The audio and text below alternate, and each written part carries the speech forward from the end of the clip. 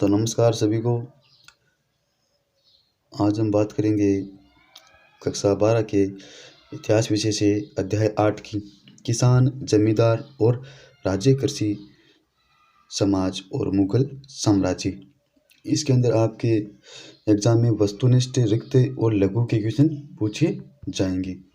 काफ़ी महत्वपूर्ण पाठ है, आपको अच्छी तरह से इसको देखना है। तो चलिए, बाबरनामा का रचयिता कौन था? तो बाबरनामा का रचयिता बाबर ने की, ठीक है। और किस भाषा में की? फारसी भाषा में। और ये 3 जिल्दों में बंटा हुआ था, 3 जिल्दों में बंटा हुआ था। पंजाब के सहा नहर की मरम्मत किसके शासनकाल में हुई? तो ये शाहजहां के शासनकाल में हुई। किस मुगल सम्राट ने तंबाकू के धूम्रपान पर प्रतिबंध लगाया? जहांगीर ने। जिन्स ए कामिल फसल, यानी ये कौन कौन सी फसल है?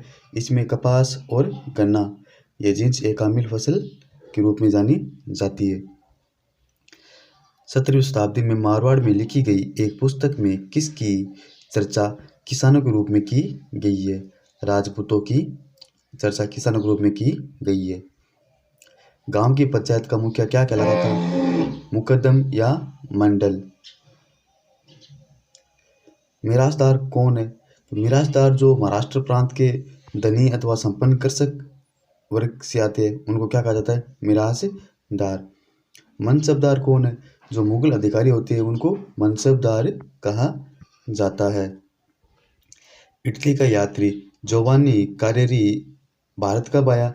तो 1690 ईस्वी में। आईने अकबरी में कुल कितने भाग थे? 5 भाग थे। और इसकी रचना किसने की? अबुल फजल ने। पानीपत का युद्ध कब हुआ?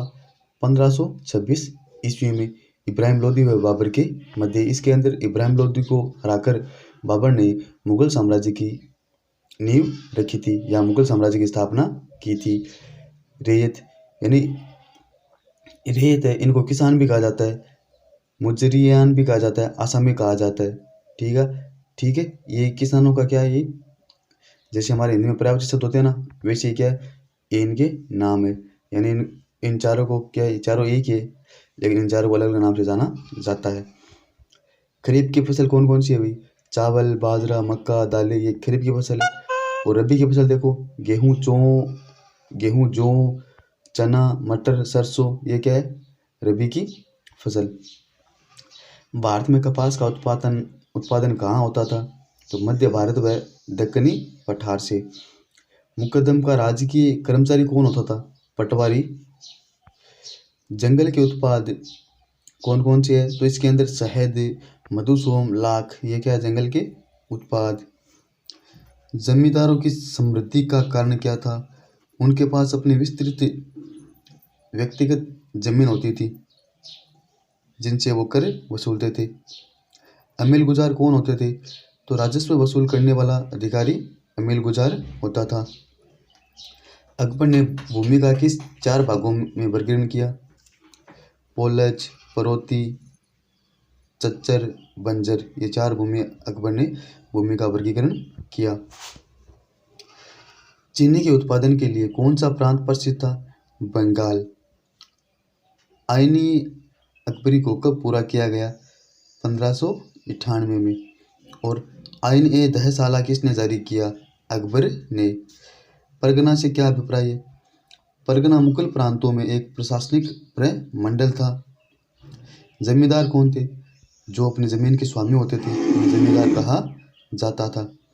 जमा व हासिल क्या है? जमा यानी निर्धारित रकम, और हासिल है जो वसूल की गई रकम होती है। चलिए हम आगे चलते हैं। एक मिनट आप रुकना।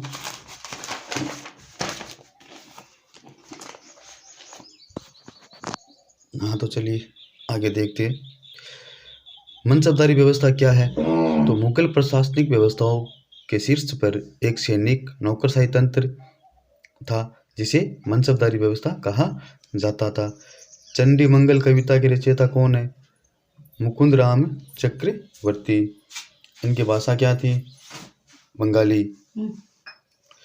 खुद काश्त, यानी जिनकी स्वयं की जमीन होती थी, उन्हें खुद काश्त कहा जाता था। और पाही कास्त जो ठेके की ज़मीन पर खेती करते थे। भारतीय कृषि का रीढ़ किसे कहा जाता है? मानसून को भारतीय कृषि का रीढ़ कहा जाता है। सराप सराप यानी मुद्रा की फेरबदल करने वाले को सराप कहा जाता था। राज्य की वित्तीय व्यवस्था की देखरेख कौन करता था? दीवान करते थे, यानी उनको दीवान कहा जाता था। लघुतरात्मक क्वेश्चन देखिए, खेतीहार समाज के बारे में आप क्या जानते हैं? जंगलवासियों पर कौन से नए सांस्कृतिक प्रभाव पड़े? जजमानी व्यवस्था क्या थी? आईने अकबरी पर टिप्पणी लिखी। अकबर के समय भूमि का वर्गीकरण किस प्रकार किया गया? मुगलकालीन भारतीय कृषि समाज में महिलाओं की स्थिति क्या थी? कर्णकुट प्रणाली क्या थी? मुगलकालीन भू राजस्व प्रणाली क्या थी? मनसबदारी व्यवस्था की मुख्य विशेषताएं बताइए। खुद कासत व फाई कासत में अंतर स्पष्ट कीजिए। ग्रामीण समाज में जाति पंचायत के क्या कार्य थे? आईने अकबरी ग्रंथ का अनुवाद किसने किया? जंगल एक ऐसा रक्षा कवच या जिसके पीछे परगने के लोग कड़े विरोधी हो जाते थे, ये कथन किसने कहा था? ये कथन कहा था मुगल सम्राट बाबर ने। नादिर शाह ने भारत पर आक्रमण कब किया? 1739 में। तुज्जु के बाबरी की रचना किसने की? तुज्जु के बाबरी रचना की बाबर ने किस भाषा में की? तुर्की भाषा में। पानीपत का तीसरा युद्ध कब हुआ? 1761 में। किन के बीच हुआ? अहमद शाह अब्दाली व मराठों के बीच में, जिसके अंदर अहमद शाह अब्दाली ने मराठों को पराजित किया था। बंगाल के दीवान अधिकार को ईस्ट इंडिया कंपनी को कब सौंपा जाता है या सौंपा गया था? तो 1765 ईस्वी में। तो आपके सारे क्वेश्चन अच्छी तरह से याद कर लेनी है, काफ़ी इंपॉर्टेंट क्वेश्चन है सारे, और अध्याय भी काफ़ी इंपॉर्टेंट है।